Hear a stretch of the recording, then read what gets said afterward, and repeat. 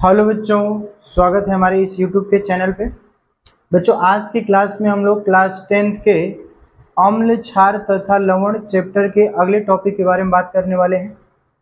कल हम लोगों ने देखा था दैनिक जीवन में पीएच का महत्व, ठीक ना। आज हम लोग पढ़ेंगे सूचक, ठीक ना। सूचक क्या होता है इसके बारे में हम लोग जानेंगे बच्चों। ध्यान से सभी लोग देखेंगे। सूचक को हम लोग इंडिकेटर बोलते हैं। क्या बोलते हैं बच्चों? इंडिकेटर, ठीक ना। सूचक या फिर इंडिकेटर वे पदार्थ जो अभिक्रिया पूर्ण होने की जानकारी देते हैं, ठीक ना। ऐसे पदार्थ जो अभिक्रिया पूर्ण होने की जानकारी देते हैं उन्हें हम लोग क्या कहते हैं? सूचक। और ये जो सूचक होते हैं इनका एक विलयन में, जैसे अम्लीय विलयन में अलग रंग होगा और क्षारीय विलयन में अलग रंग बदल जाएगा, ठीक ना।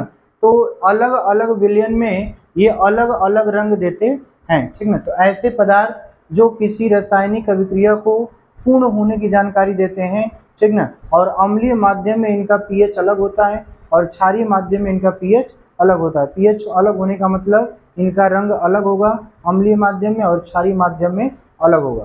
तो ऐसे पदार्थों को हम लोग क्या कहेंगे बच्चों? ऐसे पदार्थों को हम लोग पीएच कहेंगे, ठीक ना।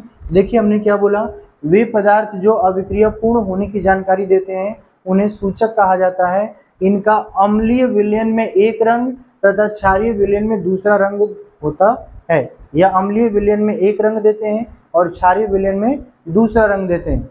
आगे देखिए, अतः सूचक पीएच बदलने पर अपना रंग बदल लेते हैं। यानी जो सूचक होते हैं, सूचक पदार्थ जो होंगे, ये पीएच का मान बदलने पर ये अपने रंग को क्या कर लेंगे? बदल लेंगे, ठीक ना। या फिर हम लोग इसकी दूसरी परिभाषा दे सकते हैं बच्चों कि वे पदार्थ जिनके द्वारा किसी विलयन की अम्लीयता या क्षारकता ज्ञात की जाती है, किसी विलयन की अम्लीयता या क्षारकता ज्ञात की जाती है, उस पदार्थ को हम लोग क्या कहते हैं? सूचक। तो ऐसे आप परिभाषा दे सकते हैं। जैसे एग्जाम्पल देखिए बच्चों, हमने लिखा हुआ है एक तरफ सूचक, यहाँ पे पीएच परिसर है और ये पीएच रेंज से नीचे मतलब अम्ल की बात करेंगे, पीएच रेंज से ऊपर मतलब क्षार की बात करेंगे, ठीक ना। देखिए यदि हमारे पास पहला सूचक है मेथिल ऑरेंज, पहला क्या है? Methyl orange. तो मेथिल ऑरेंज का जो पीएच परिसर होता है ये 3.1 से 4.5 के बीच होता है। कितना होता है बच्चों? 3.1 से 4.5 के बीच। तो ये जो होगा पीएच रेंज से नीचे मतलब अम्ल में ये लाल रंग प्रदर्शित करेंगे। क्या करेंगे?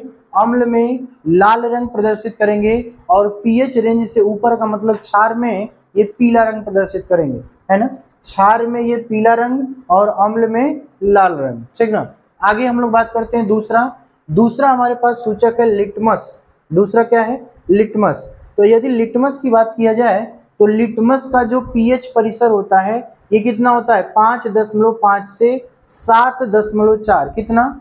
5.5 से 7.4।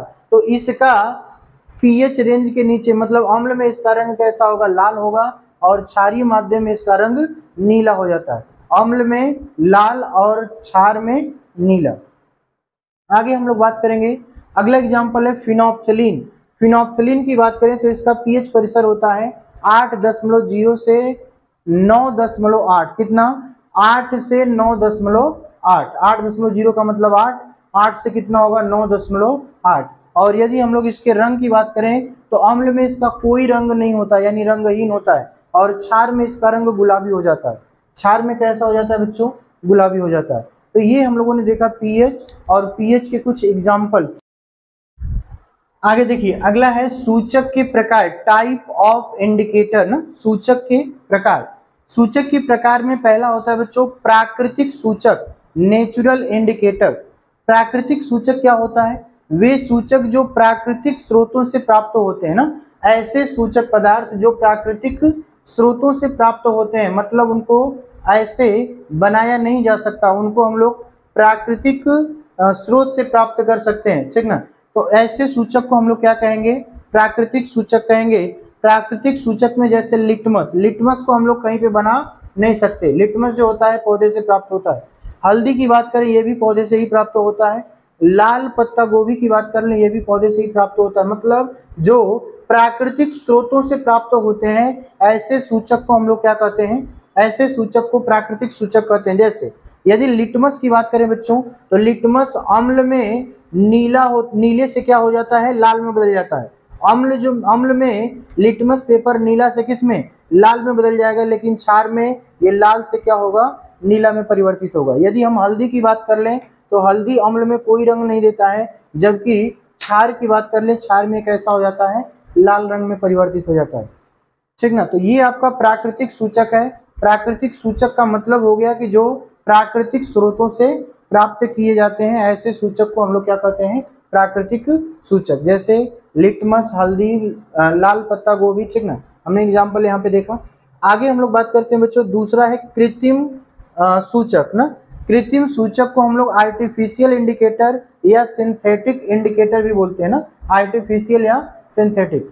देखते हैं, कृत्रिम का मतलब ही होता है कि जिसको कृत्रिम विधि द्वारा बनाया गया हो ना, ऐसा सूचक जिसको प्रयोगशाला में कृत्रिम विधियों द्वारा बनाया गया हो ना, प्रयोगशाला में कृत्रिम विधि द्वारा बनाया गया हो, ऐसे सूचक को हम लोग क्या कहते हैं, ऐसे सूचक को हम लोग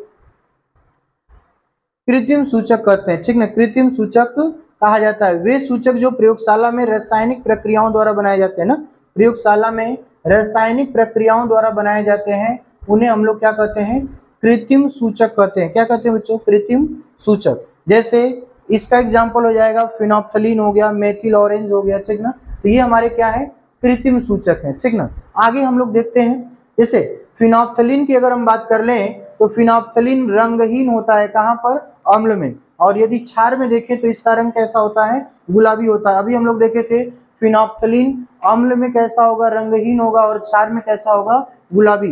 तो वही चीज यहाँ पे लिखा गया है कि फिनोप्थलीन अम्ल में रंगहीन होता है और क्षार में कैसा होता है, गुलाबी होता है। यदि मेथिल ऑरेंज की बात करें तो मेथिल ऑरेंज अम्ल में लाल होता है और क्षार में पीला होता है। देख लो यहाँ पे लिखा है मेथिल ऑरेंज अम्ल में लाल होगा और क्षार में कैसा होगा, पीला होगा। तो ये आपके कृत्रिम सूचक होते हैं जो प्रयोगशाला में रासायनिक प्रक्रियाओं द्वारा या रासायनिक विधियों द्वारा बनाए जाते हैं। अगले हम लोग सूचक की बात करते हैं बच्चों। अगला सूचक है गंधीय सूचक। गंधीय सूचक का मतलब होता है कि वे पदार्थ जिनके गंध अम्लीय तथा क्षारीय विलयन में ना, वे पदार्थ जिनके गंध जो होते हैं अम्लीय या क्षारीय विलयन में परिवर्तित हो जाते हैं। अम्ल में कुछ अलग गंध होगा, क्षार में कुछ अलग गंध होगा। ठीक ना, तो अम्ल या क्षारीय विलयन में क्या हो जाते हैं, गंध इनके परिवर्तित हो जाते हैं। तो ऐसे सूचक को हम लोग क्या बोलते हैं, गंधीय सूचक बोलते हैं। मतलब अम्ल में इनका गंध कुछ अलग होगा, क्षार में इनका गंध कुछ अलग होगा। तो ऐसे सूचक को हम लोग नाम देते हैं गंधीय सूचक। जैसे हम लोग बात कर लें प्याज। ठीक ना, प्याज हो गया, वैनिला तेल हो गया, चमेली तेल हो गया। ठीक ना, एक्सेट्रा। तो ये सब के सब क्या होते हैं बच्चों, ये सब गंधीय सूचक होते हैं। ठीक ना, चमेली तेल का मतलब आप जानते हैं सभी लोग कि इसको हम लोग जैस्मिन बोलते हैं। क्या बोलते हैं, जैस्मिन। ठीक ना, तो ये प्याज, वैनिला तेल, चमेली का तेल या जैस्मिन ऑयल जो होगा, ये सब किस प्रकार के सूचक का काम करते हैं, गंधीय सूचक का काम करते हैं। जैसे एक एग्जाम्पल हमने यहाँ पे लिखा हुआ है प्याज के। देखो प्याज की बात करें तो अम्ल में इसका जो गंध होगा तीक्ष्ण गंध होगा। ठीक ना, इसका गंध कैसा होगा, तीक्ष्ण गंध होगा, लेकिन क्षार में इसका कोई गंध नहीं होगा। क्षारीय विलयन में प्याज का कोई गंध नहीं होगा। ठीक ना, तो हम लोगों ने क्या देखा बच्चों, हम लोगों ने देखा कि सूचक क्या होते हैं और सूचक के प्रकार क्या होते हैं। अब आगे आने वाले वीडियो में हम लोग सूचक के सिद्धांत के बारे में व्याख्या करेंगे। तो तब तक के लिए हम लोग विदा लेते हैं आपसे।